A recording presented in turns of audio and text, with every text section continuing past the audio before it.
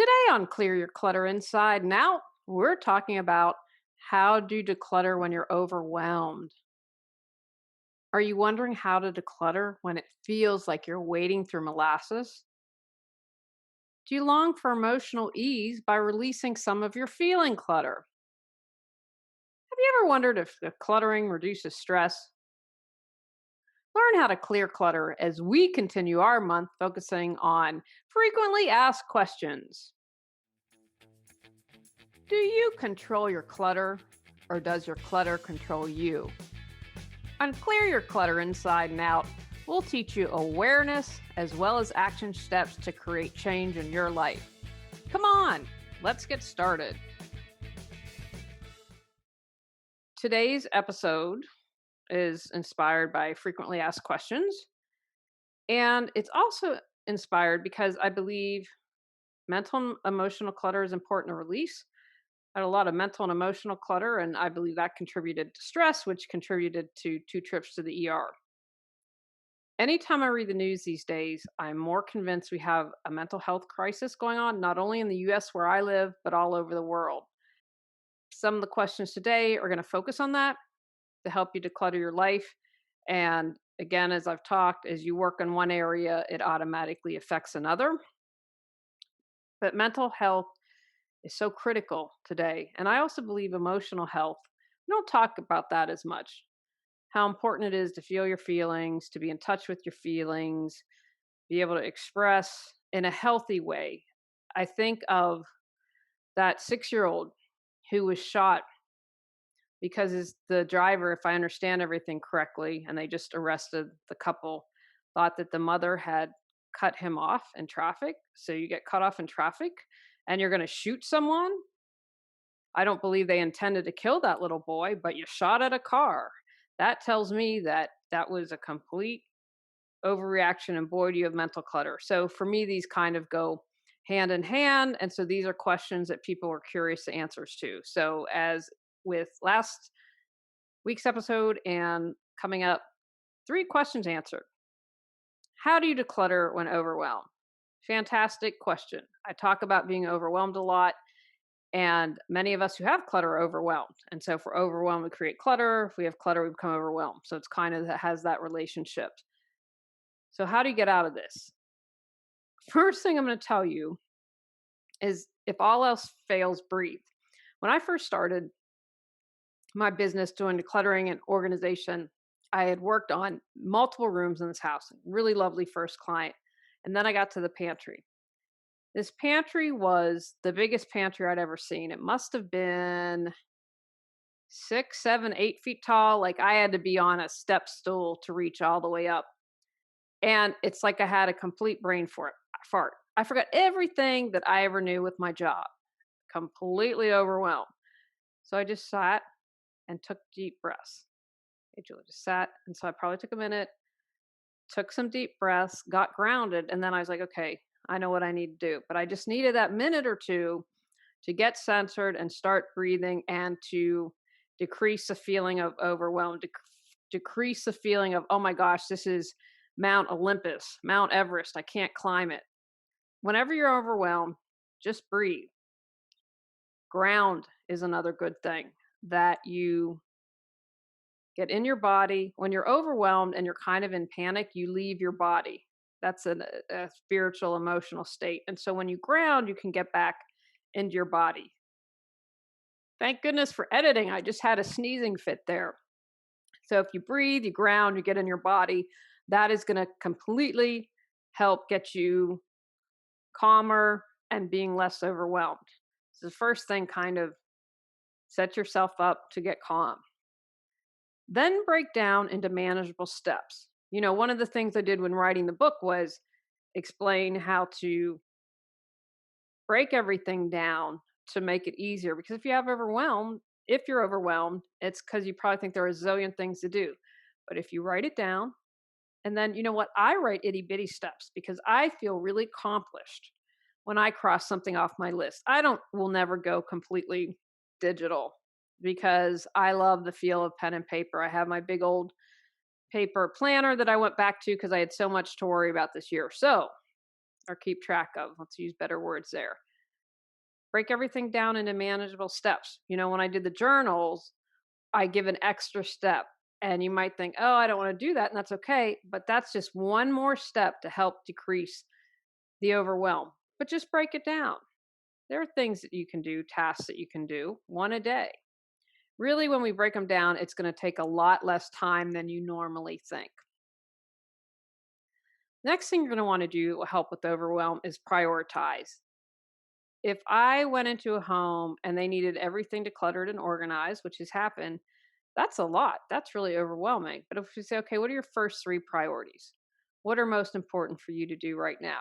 Say if you have a deadline and you're having your kitchen updated. I was at the dentist this morning and I always watch HGTV there because I don't get HGTV and I'm like, oh, let me just have a moment and fantasize. Although some of these houses, I'm like, this one had an entrance that was 2 stories tall. It looked like two and a half almost. And our old house had that, and I absolutely did not like it. So anyway, I had a lot of fun watching HGTV, but prioritize. So that's what this couple did. They wanted an updated living room, some things updated in the kitchen, and an updated master bath. So if you prioritize, then you don't have to think, oh, I've got 1,000 things to do. Okay, what are the 3 things that I need to do? And keep prioritizing. So you take it, those are the 3 rooms you want to upgrade or the 3 rooms you want to declutter. Then you stay, okay, then I'm going to start with the 1 room. And then I'm going to make 3 things, tasks that are priorities for me to do today. Oh, if I can't pay my mortgage on time, then I'm going to make sure I have a system set up. That's a priority for me. So keep on prioritizing, and that's going to support you in less overwhelm. Plan. It's important to take the time to plan. It's something maybe you can devote a few minutes, or maybe you tackle bigger chunks on the weekend. Whatever it is, the more you plan, the easier it becomes. And I think I've told this story before we got married. I know my father's like, woo, finally, she's getting married. He cracked me up because he had a contingency for rain. He said if there's a big windstorm, Mrs. Squibb, our neighbor, has put a reservation on the gym in case we need to move everyone there. And I'm just kind of cracking up because he's like, oh, we can fit everyone. You can get married on little screen and porch and we should be able to fit everyone. I was like, we're not going to have weather problems. It's going to be an awesome day. And it was. But I also believe, because my dad, who says this to me often, I believe if chance favors the prepared mind. And so I think your odds are better if you plan. I've always felt that way. So do whatever you can to plan. And again, when you break these steps down, when you plan, that helps take away the overwhelm. Because when you're like, oh my gosh, decisions are so much, you take the energy, you take the bite out of that when you break them down, when you plan. It just makes everything a lot easier to tackle. We have been spending months since last July. I knew we were moving. So when I started the trips up to West Virginia, I took a load. I'm like, oh, and you know what I did was, because I've been through this, is there's some fragile things that we have, like all my wedding dishes. So I packed those up.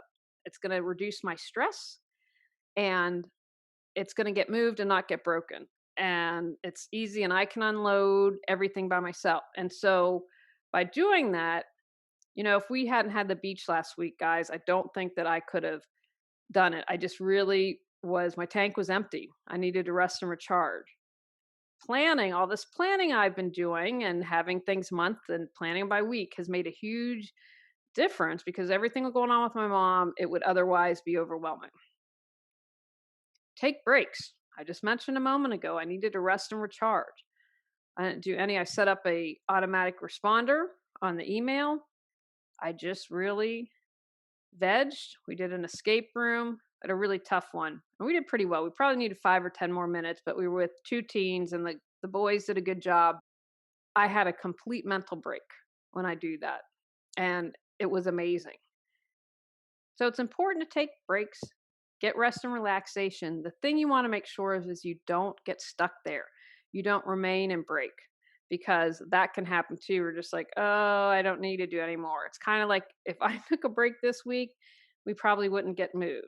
But I keep telling myself, you know what? You got to push hard for less than a week and you'll be moved. And I think the mental, just being out of this neighborhood, I'm over it. So I think that being with family, being with my mother, that's going to help take away guilt. So on one hand, I'll take breaks, like I'm taking a couple days off, use that autoresponder again, and then I'll get back on the horse.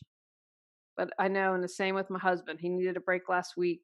We are getting help, loading, doing all those things that can help. Because if I thought of all the stuff, I mean, moving's a big thing. If I thought about it too much, I'd be overwhelmed. So that's why I'm making sure I'm taking care of myself.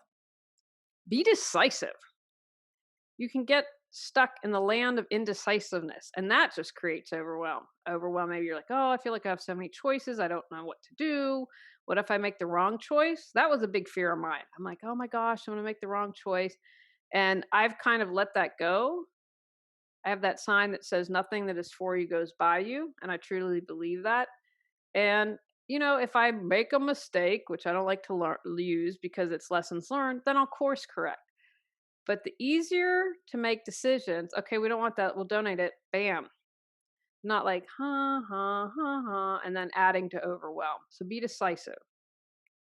And finally, get support. I know I've mentioned that last episode, and I just think it's really important to remember if you're overwhelmed to get help and to get support, because a lot of us believe, oh, I need to go it alone.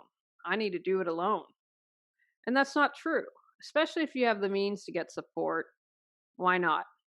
Because if you are the same place you were a year or two ago, you have to ask what it's costing you if you don't get support. And I get it. There's certain things I've learned to farm out. Like I can do a lot on my web, but I have a web person now. And I could probably sit and try and figure out, just do it. It's worth it to me. Just change it. I don't have the energy to do that. So if you are feeling overwhelmed, those are my suggestions on how you can declutter. Do you speak kindly or critically to yourself? Are you always trying to control people, events, or outcomes? How supportive is the company you keep? Ready to release stress and embrace tranquility? Get control of your clutter so your clutter doesn't control you.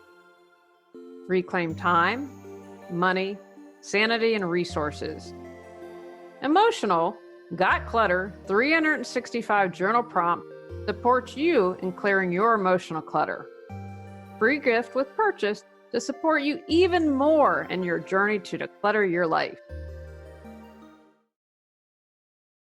Question number 2, how do I get rid of emotional clutter? Another fantastic question. What I would say is begin with what you can express or understand.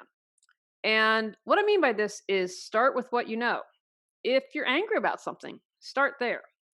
If you're sad, start there.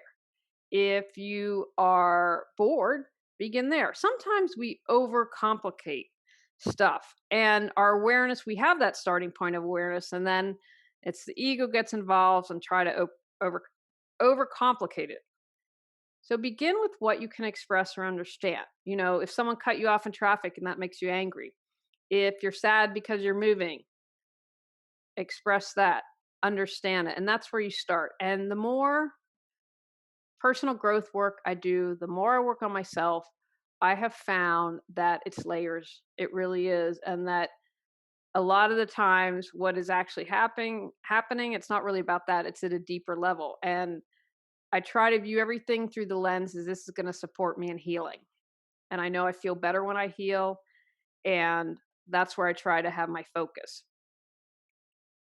So know that there are layers, and know that in most cases, I think of Eckhart Tolle and his Night of Darkness, and then he was enlightened or pretty well off. There are going to be layers, and I've found a lot of times beneath sadness is anger, and then there might be another level of sadness. And so okay, let's go the layers, just keep with it. And I don't expect to do this 24/7. I don't sit here and consciously say, oh, I'm going to clear my emotional clutter. Say, what am I feeling? Like, as I mentioned a moment ago, what can I start with?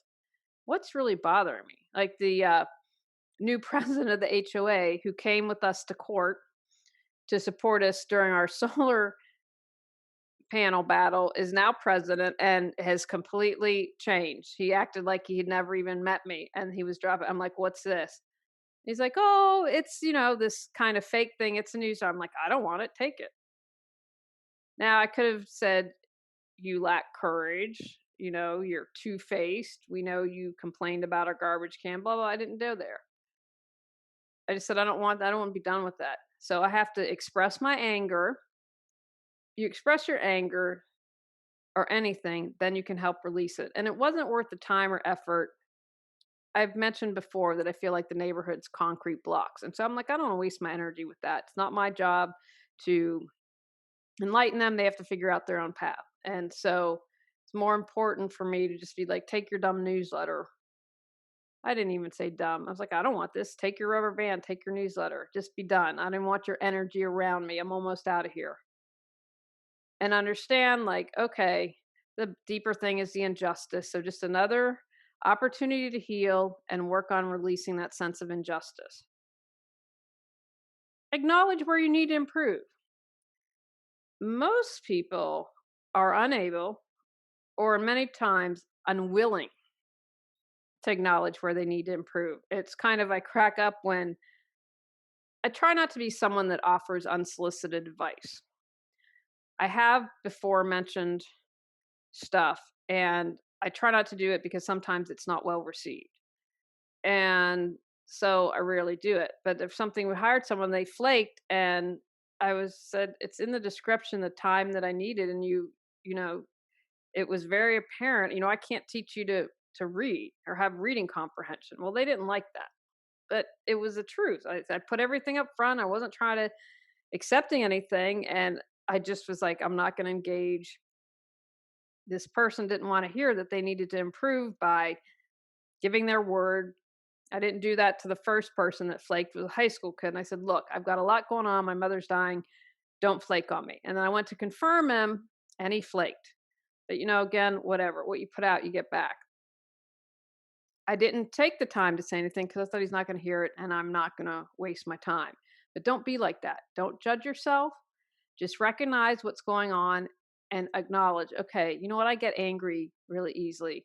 You know what? Injustice drives me nuts. So, you know what? I seem to eat when I'm unemotional. I seem to eat when I'm very emotional. Those are just three quick examples from my life.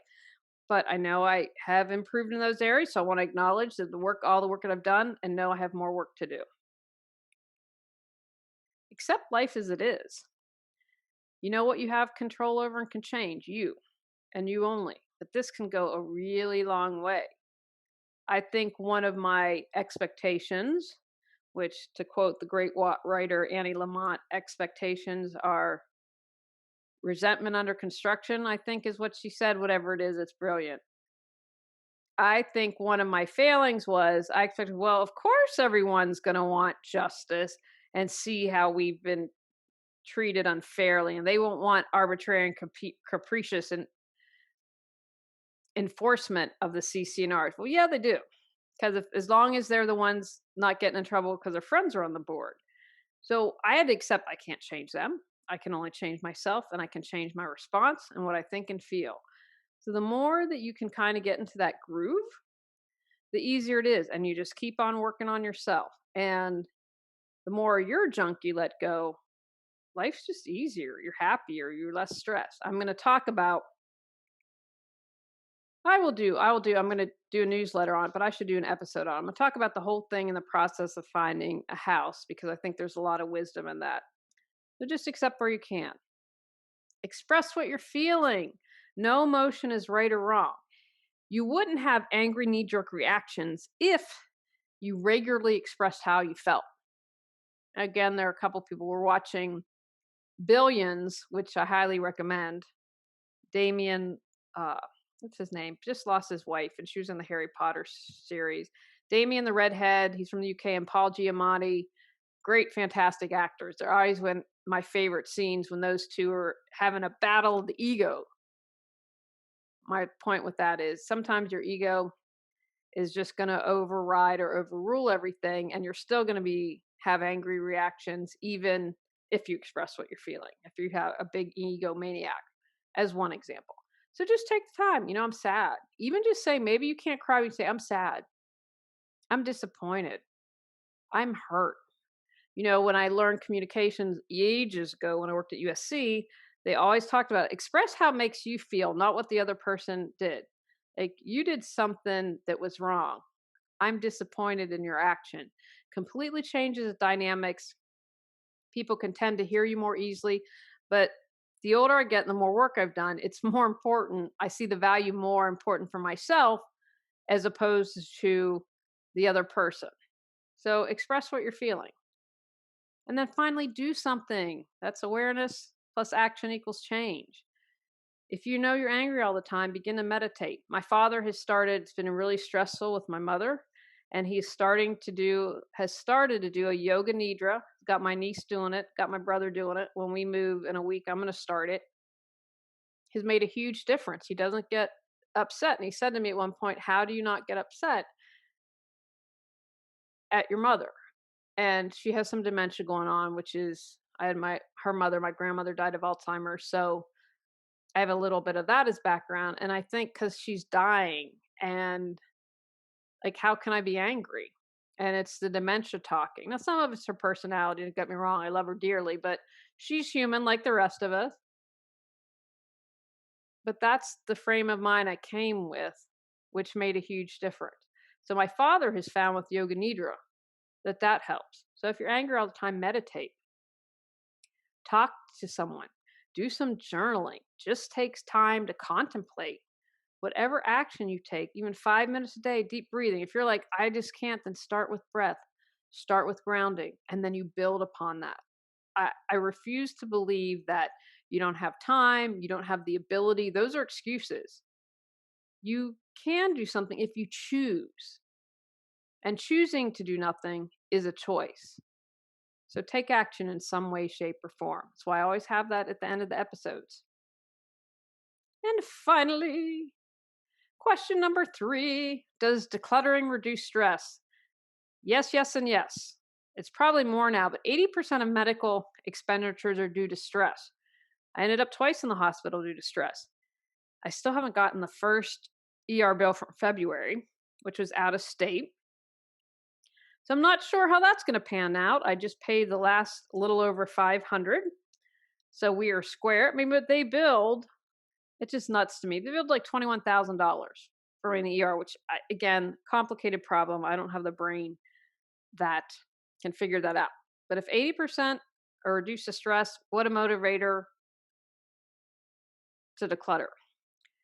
Clutter's been implicated in depression, anxiety, and general dampening of brain function.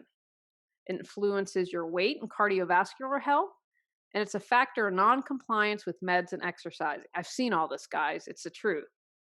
Experts in organization and mental health agree that getting organized enhances all levels of health.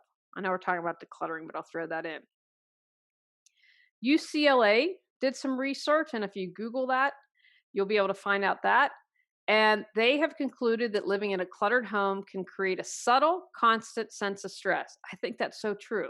Again, go to a room that's decluttered and go to a space that isn't. You can literally feel that. If you have this prolonged stress, it's going to throw you into a state of low grade, perpetual flight or fight, which I didn't realize this. And that's what we have to help us survive. And so when that happens, it involves many of your body systems and organs and functions, and it minimizes unnecessary functions during time of stress. When you are in optimum health, it helps you maintain your physical and psychological health. And in 2016, Cornell did a study, Cornell University, and stress is triggered with coping and avoidance strategies like eating junk food, oversleeping, or binge watching Netflix. I'm a binge watcher, I'll have to admit that. So it can add to triggers and avoiding things. I've talked about this earlier, the question about what do you do when you're overwhelmed? It also depletes your energy that you need to deal with stress. And there are physiological changes that can occur. And this is from the Cornell study. Increased blood pressure, heart rate, increased blood sugars, and increased fats in the blood, and the diversion of blood flow to the muscles from other parts of the body. So those are just 5 examples. And the UCLA study found that the amount of stress women experience at home is directly proportional to the amount of stuff they and their family have accumulated. I mean, that's pretty fascinating if you think of it. It's difficult to maintain a state of wellness over time when your body is consistently under stress. I mean, you don't need to have a PhD to understand that. Clutter costs you time. The average person spends an hour daily looking for stuff. So that's going to increase your stress. When your house becomes overwhelmed, your space becomes overwhelmed, that's going to, bottom line, contribute to your stress. So I believe 1000% decluttering reduces your stress. If you look at mental clutter, calming your mind reduces stress. You look at emotional clutter, expressing your emotions, not keeping them bottled up, that reduces stress. Your spiritual clutter, when you're able to forgive, when you can come from a place of gratitude, that reduces your stress. When you're not fighting in your relationships over clutter and the stuff you have, that reduces stress. If you aren't in debt, if you're not worried about finances all the time, that reduces your stress. So any area that you declutter your life, you are reducing your stress. Take actions from today's podcast. Create a plan to declutter so you won't feel overwhelmed. Practice mindfulness. Acknowledge your emotions. Feel your feelings. Understand how clearing your clutter can reduce your stress. Declutter for better health. On our next episode, we're talking about how clutter affects your brain. Go out, clear your clutter to create the life you choose, deserve, and desire. When you clear your clutter, you can share your gifts with the world. Sign up for our free newsletter at reawakenyourbrilliance.com. If you've enjoyed Clear Your Clutter Inside and Out, please rate, review, and share us.